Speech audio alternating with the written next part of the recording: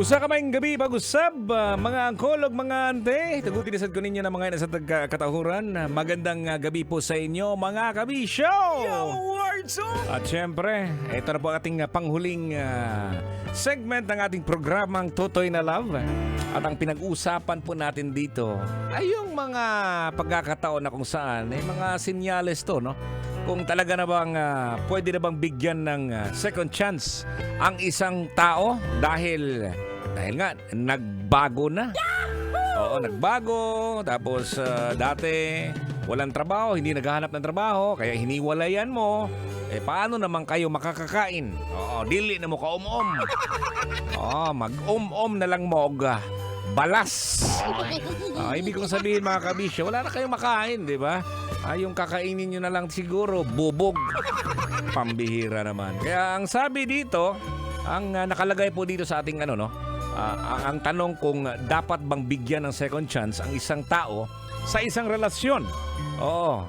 Siyempre, maaaring maging isang personal na desisyon po ito, no? Depende sa kakaibang sitwasyon at karanasan sa bawat individual, no?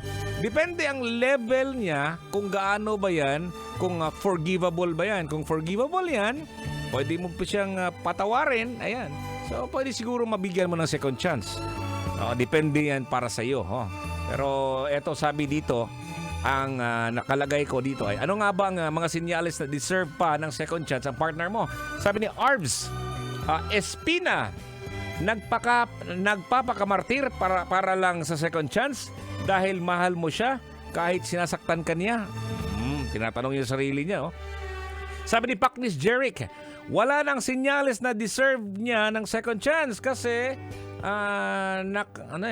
nakanap na ng ibang lolokohin, nakahanap na. Oy, sabi naman ni Gang Mondragon, Toy, wala na yan second chance kasi malas yun. Ganun ba yun? Sasabihin naman ng iba, nakapagpatawad nga ang Diyos Tao pa kaya? Yawards! Diba? So, eto nga, summarize po natin ito mga kabisyo, no? Para man na mas lalo natin maintindihan, no? Alam mo, no? Sa kabuuhan po mga kabisyo, ang desisyon po na magbigay ng second chance sa isang relasyon ay personal. Personal at depende sa kompletong larawan ng sitwasyon. Halimbawa, ikaw, sasabihin mo, binalikan, halimbawa, kaibigan mo, kaya kapitbahay mo, kaya kamag-anak mo, sabihin mo, binalikan mo pa yan? Grabe naman siya. Huwag ka maniwala yan, lulukohin ka niyan. Ito pa nga, ulitin po natin, ito ay personal at depende po sa kompletong larawan. Siguro ikaw ngayon, hindi mo nakita talaga yung totoong nangyari, yung totoong larawan at depende din yan sa tao. Kaya kung ikaw, kung nagkabalikan sila, well and good. At least nagkabalikan, lalong-lalo na pag may anak. Nako, pero pag magjowa, bahala ka na dyan. Tapos tatanungin mo na naman ako, Toy, paano ba natin malalaman na hindi nang bababae yung jowa ko? Ibang segment na naman po yan. Again, mahalaga po ang malalim na pagsusuri at komunikasyon sa pagitan ng dalawang partido upang matukoy kung ang second chance ba ay nararapat. Yan. Kung ikaw ngayon, niloko ka at naghingi ka ng advice sa iyong kaibigan, tapos yung kaibigan mo sasabihin sa iyo, huwag mo nang balikan yan. Tapos yung desisyon mo, hindi mo siya pinakinggan, binalikan mo yung ex mo. Ayon ang problema kasi hindi ka nakakausapin ng iyong kaibigan. Siyempre naman, ganun lang yun. Pag naghingi ka kasi ng advice sa iba, agad-agad din sasabihin na, wag mo na siyang balikan. Eto lang siguro magandang gawin mo siguro mga kabisyo, no?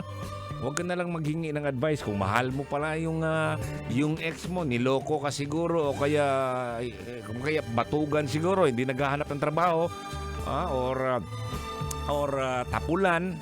Well, eto lang naman ang masasabi ko kapag nagbago ang isang tao to the betterment of everybody sa relationship, well, siguro tanggapin mo, kasi isang beses lang yan. Pag niloko ka ulit, wag na siguro. Kasi pag niloko ka ulit, katangahan na yan. Ay, nako mga kabisyo, no? Again, marami pong salamat sa mga nagtotoy ng ating programang Totoy na Love, 9 p.m. hanggang 12 midnight, Mondays to Fridays. Bukas, hindi tayo magkarinigan. Pero sa linggo, ha? 11 ng umaga, no? 11 po ng tanghali po, magkarinigan po tayo hanggang 3 ng hapon. Mga jukebox siguro to, hindi naman siguro, basta mga lumang kanta na mga napapakinggan ng ating mga angkol. Kaya ihanda nyo niya inyong radyo niyan, lakasan nyo na. Bahala na yung kapitbahay. Magagalit yung kapitbahay. Ay, Lucia ng Kigol. Marami po salamat. Bukas po ang ating LRT10 ng Love Radio Top 10 Countdown. 11 yan. Hanggang 1. Daghan kayong salamat mga kabisyo at ako po'y kasama lagi sa inyong gabi. Kinighapon, ito pa rin si Totoy Bato. Ingat po tayo mga kabisyo. Amping lagi. May gabi. Sasakyan si